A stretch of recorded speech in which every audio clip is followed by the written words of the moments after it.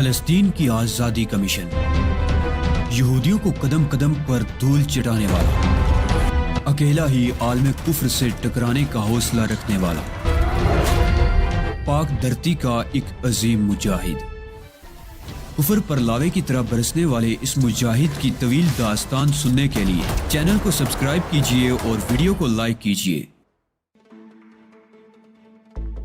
تم اپنا پروگرام بتاؤ، میں تمہارے ساتھ مکمل تعاون کرنے کو تیار ہوں۔ اب ہمیں سب سے پہلے اس عمارت کے بارے میں یہ تمام معلومات اکٹھی کر لینی چاہیے کہ حال جوشیو نے یہاں کیا کیا انتظامات کر رکھے ہیں۔ تہذیب، میرا خیال ہے تم، میڈم مارٹینا اور میں الگ الگ کام کریں اور یہاں موجود ایک ایک چیز کو اچھی طرح چیک کیا جائے۔ اس کے علاوہ میڈم، یہاں جو ملازم کام کر رہے ہیں وہ یقیناً حال جوشیو کے مکمل طور پر رازدار اور اس کے صحیح معاون ہوں گے۔ آپ کو انہیں خاص طور سے ہینڈل کرنا ہے۔ میری طرف سے تم مکمل اطمینان رکھو۔ یوں سمجھ لو کہ میں اس وقت کیتھن وائٹ کانٹ ہوں، میڈم مارٹینا نے کہا۔ اس کے بعد ہم پوری توجہ کے ساتھ اس عمارت کی چیکنگ میں مصروف ہو گئے۔ تہذیب، مالکم ایکس ایک الگ حصے کی سمت چل پڑی، میں الگ اور میڈم مارٹینا بالکل الگ۔ اس طرح ہم لوگوں نے اپنے کام کا آغاز کر دیا۔ سب سے زیادہ توجہ ایسے خفیہ جگہوں پر دی گئی تھی جو کسی میکانزم کے تحت کام کرتی ہوں۔ ان پر کس طرح دوسروں سے رابطہ قائم کیا جا سکتا ہے، ان کے بارے میں دیگر معلومات، یہاں موجود ایک ایک کاغذ کی چھان بین۔ ان تمام مصروفیات میں دوپہر کے 2 بج گئے۔ سب نے اپنی اپنی معلومات نوٹ کر لی تھی۔ کھانے کی میز پر ہمارے درمیان تبادلہ خیالات ہوا۔ تہذیب نے بتایا کہ کیرٹ بلوشر نامی ایک شخص میڈم مارٹینا یعنی حال جوشیو کے معاون کی حیثیت سے کام کرتا ہے اور دوسرے تمام معاملات کنٹرول کرتا ہے۔ تہذیب نے یہ بھی بتایا کہ وہ 9 افراد جن کا تعلق فلسطین سے ہے آئی وان فیرو کے قیدی ہیں، اور آئی وان فیرو حال جوشیو کا کمیشن ایجنٹ ہے۔ وہ مکمل طور سے حال جوشیو کے معاون کی حیثیت سے کام کرتا ہے، لیکن وہ نہیں جانتا کہ حال جوشیو کون ہے۔ اس کا رابطہ کیرٹ بلوشر سے ہے، چنانچہ ہم نے اس شخص پر خاص طور سے توجہ دی۔ کیرٹ کا ریکارڈ ایک فائل میں مل گیا تھا، اس میں اس کی تصویر بھی موجود تھی۔ چوڑے چکلے چہرے والا یہ شخص غالباً پرتگال کا باشندہ تھا، یا ممکن ہے اس کا تعلق کہیں اور سے ہو۔ سانولی رنگت، ٹھوڑی میں گہرا خم، تنومند آدمی تھا۔ اس کے کارناموں کی پوری تفصیل اس فائل میں درج تھی۔ بڑی تفصیل سے تمام کام کیے گئے تھے اور انہیں دیکھ کر ہم شدید حیران ہو رہے تھے۔ نفرت و انتقام کے جذبے نے ایک کمزور ہستی کو کیا سے کیا بنا دیا تھا، ورنہ کیتھن وائٹ کانٹ جیسی مجہول شخصیت اس عمر میں صرف آرام کے قابل تھی۔ دوپہر کو ان تمام چیزوں سے اخذ کیے ہوئے نتائج ایک دوسرے کے سامنے بیان کیے گئے، اور ابھی ہم کھانے سے فارغ بھی نہ ہوئے تھے کہ ایک ملازم نے کیرٹ بلوشر کے آنے کی اطلاع دی۔ چند الفاظ میں ہمارے درمیان یہ بات طے ہو گئی کہ میڈم مارٹینا کو کیرٹ بلوشر سے کیا گفتگو کرنی ہے۔ اس کے بعد میری وہاں غیر موجودگی ضروری ہوگی۔ میڈم مارٹینا نے تہذیب کے ساتھ کیرٹ بلوشر سے ملاقات کی۔ اس شخص کو میں نے بھی ایک نگاہ دیکھنا ضروری سمجھا، اور اس وقت میں اس جگہ سے زیادہ دور نہیں تھا جہاں میڈم مارٹینا اور تہذیب مالکم ایکس کیرٹ بلوشر سے ملاقات کر رہی تھی۔ کیرٹ کا انداز نہایت مؤدبانہ تھا۔ اس نے میڈم مارٹینا سے کہا، میڈم، نمبر پر موجود اسرائیلی ایجنٹوں کے چیف نے آپ سے ایک درخواست کی ہے۔ اس کا کہنا ہے کہ اب جب کہ فیصلہ ان کے حق میں ہو گیا ہے اور تمام معاملات طے پا چکے ہیں، تو وہ یہ کہنے کا حق رکھتے ہیں کہ گزرنے والا ہر لمحہ ان کے لیے سنسنی خیز ہے۔ میڈم جس طرح بھی چاہے اربوں سے معاملات طے کریں، لیکن انہیں جانے کی اجازت دی جائے۔ میں بھی یہی سوچ رہی ہوں کیرٹ کہ ہمیں فوری طور پر اس سلسلے میں ان کا کام کر دینا چاہیے۔ میں حاضر ہوں میڈم۔ میرے خیال میں پرسوں تک، یا اگر پرسوں ممکن نہ ہو سکے تو اس کے بعد انہیں سب میرین کی ڈیلیوری دے دو۔ وہ 2 افراد جو آئی وان فیرو کی قیدی ہے میرے پاس پہنچا دیے جائیں تاکہ میں انہیں بھی نمبر والوں کے حوالے کر سکوں۔ ان 2 افراد کی منتقلی کا کام آج یا کل صبح تک ہو جانا چاہیے۔ آپ دوز کے پورے نظام کو ان لوگوں کے انجینئرز کو چیک کرا دیا جائے تاکہ وہ اسے ہینڈل کر سکے۔ بہتر میڈم، میں یہ کام کر لوں گا۔ اور کوئی خاص ہدایت؟ کیرٹ نے پوچھا۔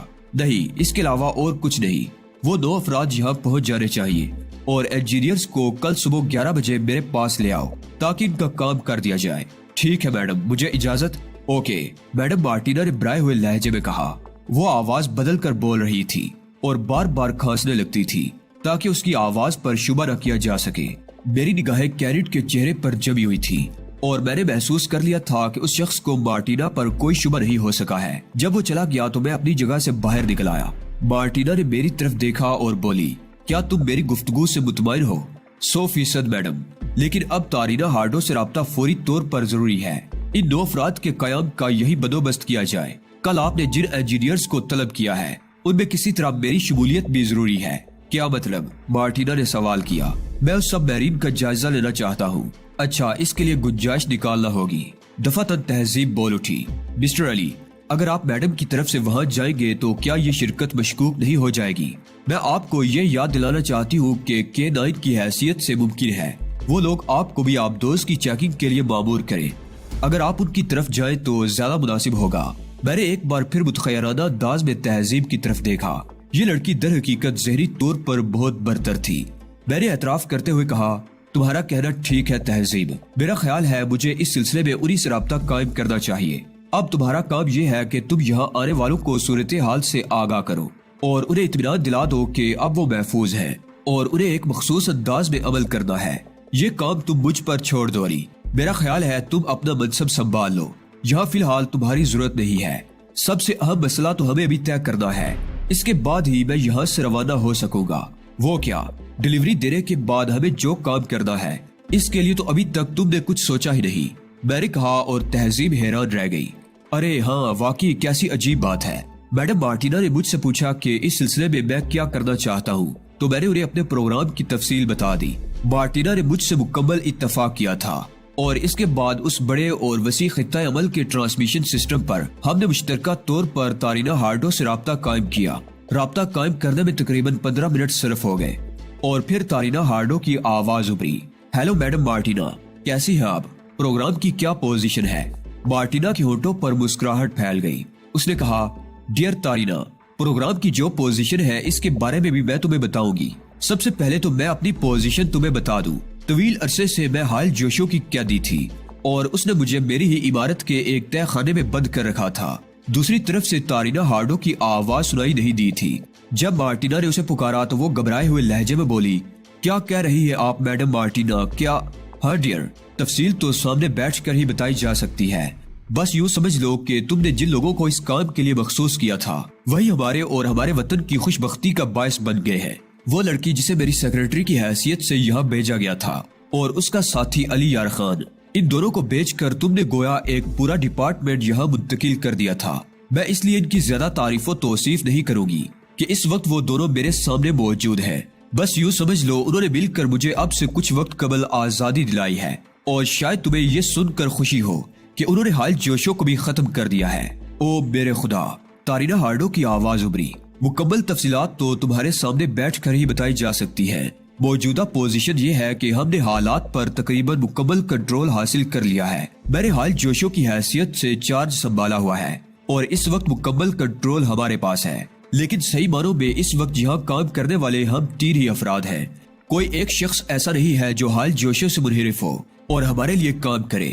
ہمارے ایجنٹ بھی نہیں؟ تارینہ ہارڈو نے سوال کیا۔ ایک بھی نہیں، سب حال جوشو کے تنخواہ دار ہیں اور اس کے وفادار ہیں۔ خدا کی پناہ! تارینہ ہارڈو حیران ہونے کے علاوہ اور کیا کر سکتی تھی۔ پھر اس نے کہا، لیکن میڈم، آپ کہہ رہی ہے کہ سچویشن آپ کے کنٹرول میں ہے۔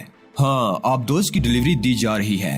مجھے وہ کم سے کم وقت بتاؤ جب سمندر کے کسی حصے میں تم اس آبدوز پر اپنی آبدوزوں کے ذریعے کنٹرول حاصل کر سکو۔ ہمیں کتنا وقت مل سکتا ہے میڈم؟ تارینہ ہارڈو نے کہا، 24 گھنٹے یا زیادہ سے زیادہ 36 گھنٹے۔ ہم راستوں کا تعین کر لیتے ہیں۔ تمہیں اتنا اندازہ تو ہوگا کہ سب میرین کو کن راستوں سے اسرائیل کی طرف لے جایا جا سکتا ہے۔ ان متعین شدہ راستوں کے آس پاس تمہیں مکمل انتظامات کے ساتھ موجود رہنا ہوگا اور اس وقت سب میرین پر کنٹرول حاصل کرنا ہوگا جب وہ یہاں کی حدود سے باہر نکل جائے۔ کیا اس کے لیے ہمیں جنگی کارروائیاں کرنا ہوگی؟ تارینہ ہارڈو نے سوال کیا۔ کوشش یہ ہونا چاہیے کہ اس آبدوز سے مقابلہ نہ کیا جائے۔ علی اور تہذیب اس سلسلے میں کوئی منصوبہ ترتیب دے چکے ہیں اور ان کی کوشش یہ ہوگی کہ اس آبدوز سے کوئی کارروائی نہ کی جا سکے، لیکن اگر ایسا ہوا بھی تو تمہیں صرف اتنی کوشش کرنی ہے کہ آبدوز پر قابو پا لو۔ ٹھیک ہے میڈم، اور کچھ نہیں؟ اس کے بعد میں تم سے دارالحکومت ہی میں ملاقات کروں گی۔ میڈم مارٹینا نے میری ہدایت کے مطابق تارینہ ہارڈو سے گفتگو مکمل کرنے کے بعد اور یہ اطمینان کر لینے کے بعد کہ تارینہ اس مختصر عرصے میں اپنا کام انجام دے لے گی، رابطہ منقطع کر دیا اور ہماری طرف دیکھنے لگی۔ بہت مناسب۔ اب تارینہ ہارڈو کی طرف سے ہوشیاری سے کارروائی ہی ہماری کامیابی کی ضمانت ہے، اور اگر ایسا نہ ہو سکا تو پھر انجام بخیر نہ ہوگا۔ میں نے کہا، یہ بتاؤ علی کہ تم اس سلسلے میں مزید کیا کچھ کر رہے ہو؟ میں اسرائیلی نمائندے کی حیثیت سے یہ کوشش کروں گا کہ خود بھی آبدوز پر ہی موجود رہوں اور وہیں اپنا کام انجام دوں۔ تہذیب مالکم ایکس آپ کے ساتھ ہی رہے گی اور یہ آپ کی ذمہ داری ہے کہ انہیں دارالحکومت تک بحفاظت اپنے ساتھ لے جائیں۔ میں وہیں ان سے ملاقات کروں گی۔ گویا میں تمہارے ساتھ نہیں رہوں گی علی، تہذیب نے پوچھا اور میں مسکراتی نگاہوں سے اسے دیکھنے لگا۔ نہیں میڈم تہذیب، آپ کیسے رہے گی؟ ذرا مجھے خود ہی بتا دیجئے، میں نے بدستور شرارت آمیز نگاہوں سے اسے دیکھتے ہوئے کہا، اور تہذیب نے گردن جھکا دی۔ میری دلی خواہش تھی کہ ان 2 فلسطینی نمائندوں کی منتقلی کے بعد ہی یہاں سے جاؤں، لیکن حالات اس کی اجازت نہیں دیتے تھے۔ کام میں بے پناہ تیزی آ چکی تھی اور میں نہیں جانتا تھا کہ مجھے کس وقت کس کام کے لیے تیار ہونا پڑے گا۔ تہذیب اور میڈم مارٹینا سے گفتگو مکمل کر کے میں وہاں سے رخصت ہوا۔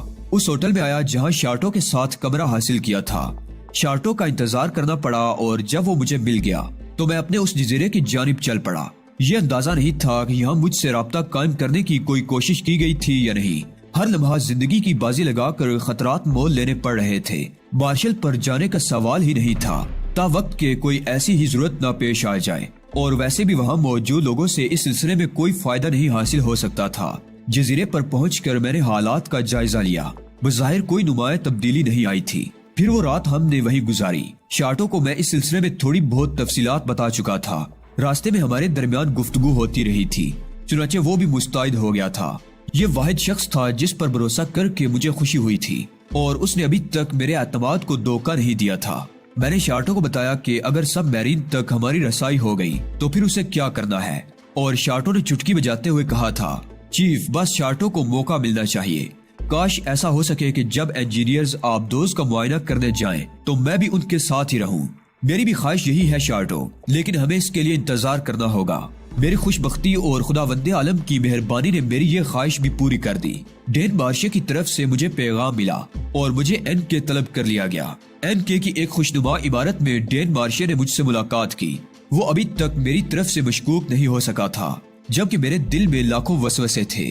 اس نے مجھ سے کہا، K9 ہمیں ہائل جوشو کی طرف سے ڈیلیوری کی پیشکش ہو چکی ہے، ادائیگیاں کل تک کر دی جائیں گی، اور اس کے بعد انجینئرز کی ایک ٹیم سب میرین کا جائزہ لے لے گی۔ تمہیں اس جماعت کے ساتھ ہوشیاری سے سب میرین پر جانا ہے۔ مجھے یقین ہے کہ تمہاری باریک بین نگاہیں ہر قسم کے حالات پر مرکوز رہے گی۔ کسی قسم کی کوئی بھی سازش متوقع ہو سکتی ہے۔ ہم اس وقت تک مطمئن نہیں ہو سکتے جب تک کہ تل ابیب نہ پہنچ جائیں۔ میں نے مستعدی سے اپنی خدمات پیش کر دیں اور میری مسرت کی انتہا نہ رہی۔ وہ کام ہو گیا تھا جس کا میں دلی طور پر خواہش مند تھا۔ شارٹو تو میرے ساتھ دم کی طرح چپکا ہی ہوا تھا۔ دوسرے دن صبح 10 بجے ہمیں ایک مخصوص جگہ پہنچنے کی ہدایت کی گئی۔ 5 انجینئرز جن کا تعلق اسرائیل سے تھا ہمارے منتظر تھے، اور ہمیں سب میرین تک لے جانے والا کیرٹ بلوشر تھا۔ اس نے سب سے پہلے مجھ سے ہی رابطہ قائم کیا تھا۔ ساتھ جانے والے انجینئرز میں سے بھی کوئی میری طرف سے مشکوک نہیں تھا۔ چنانچہ اس کے بعد ہم ایک سٹیمر کے ذریعے کیرٹ بلوشر کی رہنمائی میں اس طرف روانہ ہو گئے جہاں آبدوز موجود تھی۔ میرے دماغ میں سنسناہٹ ہو رہی تھی۔ جذبہ شوق و تجسس لمحہ بلمحہ بڑھتا جا رہا تھا۔ ظاہر ہے میں ایک ایسی نادر و نایاب شے کو دیکھنے جا رہا تھا جس کی گمشدگی نے تہلکہ مچا دیا تھا۔ دنیا کے بہترین دماغ جس کی تلاش میں ناکام ہو چکے تھے، اور یہ دیکھ کر مجھے شدید حیرت ہوئی کہ ہم فورکاس کے ساحل پر پہنچے تھے۔ فورکاس کے مشرقی علاقے میں بلند و بالا پہاڑیاں جن سے میں گزر چکا تھا ہماری منتظر تھی۔ اس طرف کوئی مداخلت نہیں کی گئی، جہاں آئی وان فیرو کے محافظ بھی نہیں تھے۔ پہاڑیوں کے ایک حصے میں سٹیمر کو لنگر انداز کر دیا گیا۔ اس کے بعد کیرٹ بلوشر کی طرف سے ہم سب کو غوطہ خوری کے لباس پیش کیے گئے۔ انجینئرز کی جماعت غوطہ خوری کے لباس میں سمندر کی گہرائیوں میں اترنے لگی۔ میں اور شارٹو بھی ان میں شامل تھے۔ ہم جزیرے کے بالکل نچلے حصے میں ایک ایسی جگہ پہنچ گئے جہاں پہاڑیوں کے درمیان ایک عظیم الشان خلا نظر آ رہا تھا۔ اگر کوئی اس خلا کے نیچے سے گزرتا تو یہ سوچ بھی نہیں سکتا تھا کہ اوپر جو سیاہ چٹانیں نظر آ رہی ہیں وہ قدرتی نہیں ہے۔ بہت ہی شاندار طریقے سے یہاں ایک خول بنایا گیا تھا جو صرف پہاڑیوں کے ایک حصے کو ڈھکنے کے لیے استعمال کیا جا سکتا تھا۔ اس خول کے درمیانی حصے کو ایک مخصوص ذریعے سے کھولا گیا تو 2 دیو ہیکل تختے کسی صندوق کے ڈھکنے کی طرح کھل گئے اور ہمیں ان کے درمیان اوپر ابھرنا پڑا۔ نہایت حیرت انگیز جگہ بنائی گئی تھی۔ پتھر کا ایک قدرتی پلیٹ فارم یہاں موجود تھا، اور اس پلیٹ فارم کے ذریعے ہم اس آبدوز تک پہنچ سکتے تھے جو یہاں خصوصی طور پر عظیم الشان ہینگروں میں لٹکا دی گئی تھی۔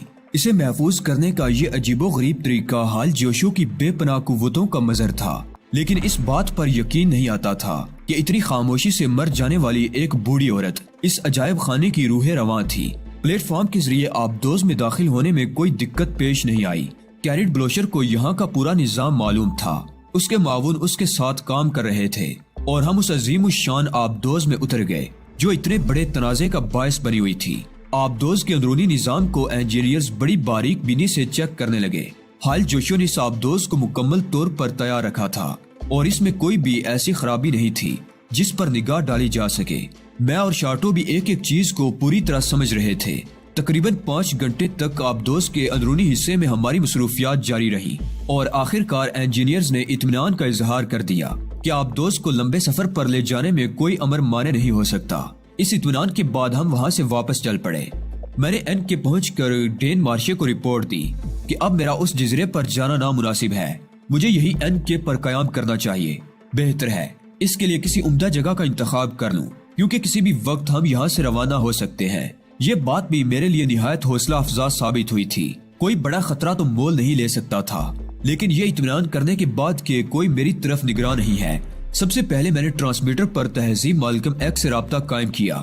دوسری طرف سے تہذیب نے میری کال ریسیو کی تھی۔ ان لوگوں کی کیا پوزیشن ہے؟ میں نے سوال کیا۔ آ گئے ہیں اور میں نے انہیں صورتحال سے آگاہ کر دیا ہے۔ ان کی ذہنی کیفیت ٹھیک نہیں ہے، خاصی تکلیف کے عالم میں رکھا گیا تھا انہیں، لیکن اپنی کامیابی کے خیال سے وہ بہت مطمئن اور مسرور ہیں۔ کوئی یہ بات ماننے کو تیار ہی نہیں تھا کہ اب حالات بدل چکے ہیں، لیکن علی یار خان کا نام سننے کے بعد ان سب پر سختہ طاری ہو گیا اور انہوں نے خلوص دل سے میری ہر بات تسلیم کر لی۔ تمہارا نام ان کے لیے بڑے سکون کا باعث بنا ہے علی۔ شکریہ تہذیب، تمام معاملات طے ہو گئے ہیں۔ ممکن ہے میری تم سے ملاقات نہ ہو اور مجھے کسی بھی وقت اپنی موجودہ حیثیت میں روانہ ہونا پڑے۔ زندگی رہی تو پہلی فرصت میں تم سے ملاقات کروں گا اور پھر ہم مستقبل کا پروگرام بنائیں گے، ورنہ ہمارا مستقبل تو ہمارے سامنے ہے۔ کسی بھی لمحے موت کی آغوش ہمارے لیے واہ ہو سکتی ہے۔ اگر ہم مر گئے علی تو ہماری روحیں تو ایک دوسرے سے جدا نہ ہو سکیں گی۔ تم دل جمی سے اپنا کام کرو۔ تہذیب کی پر حوصلہ آواز سنائی دی اور میں نے مطمئن انداز میں گردن ہلا کر سلسلہ منقطع کر دیا۔ اس کے بعد میں نے شارٹو سے اس موضوع پر گفتگو کی تو شارٹو پرجوش لہجے میں بولا، چیف بس مجھے آزادی ملنی چاہیے۔ انجینئرز کو آبدوز کے بارے میں جو تفصیلات بتائی گئی ہیں میرا خیال ہے ان سے زیادہ میں نے سمجھی ہے، اور میں نے تمام چھوٹی چھوٹی چیزوں کو نگاہ میں رکھا ہے جن کے ذریعے آبدوز کو کم از کم کسی جنگی کارروائی کے لیے ناکارہ بنایا جا سکتا ہے۔ میں نے اپنے کام کا راستہ متعین کر لیا ہے چیف، بس مجھے روانگی کے وقت آبدوز ہی میں ہونا چاہیے۔ یقیناً امکان اسی بات کا ہے کہ میں بھی تمہارے ساتھ ہی رہوں گا۔ تمہیں اس سلسلے میں کسی چیز کی ضرورت تو نہیں ہے؟ جن چیزوں کی ضرورت ہے وہ میرے لباس میں موجود ہے، مثلا یہ کٹر، پلاس اور ایسی ہی چند چھوٹی موٹی چیزیں۔ شارٹو نے اپنی جیب سے ایک چھوٹا سا کٹر نکال کر دکھایا اور میں نے آنکھیں بند کر لی۔ ذہن شدید انتشار کا شکار تھا۔ اب وہ لمحات آگے تھے جب یہ مہم تکمیل تک پہنچ جاتی، مگر آنے والا وقت اس مہم کا سب سے کٹھن وقت تھا۔ تہذیب کی طرف سے آخری پیغام دوسرے دن شام 5 بجے ملا۔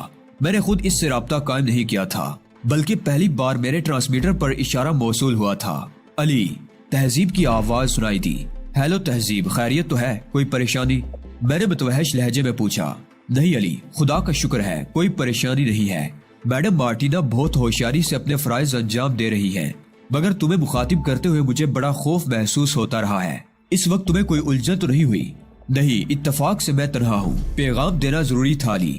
میڈم مارٹینا نے تارینا ہارڈو سے اپنی گفتگو مکمل کر لی ہے اور تارینا ہارڈو فوری طور پر وہ تمام انتظامات مکمل کرنے میں کامیاب ہو گئی ہیں۔ 4 برق رفتار ایٹمی آبدوزیں اس علاقے کی طرف روانہ ہو گئی ہیں اور تارینا ہارڈو نے اس بات کا اطمینان دلایا ہے کہ ایک مخصوص پوائنٹ پر وہ اسرائیل کی جانب سفر کرنے والی آبدوز کو گھیرے میں لے کر اسے قابو میں کرنے کی کوشش کرے گی۔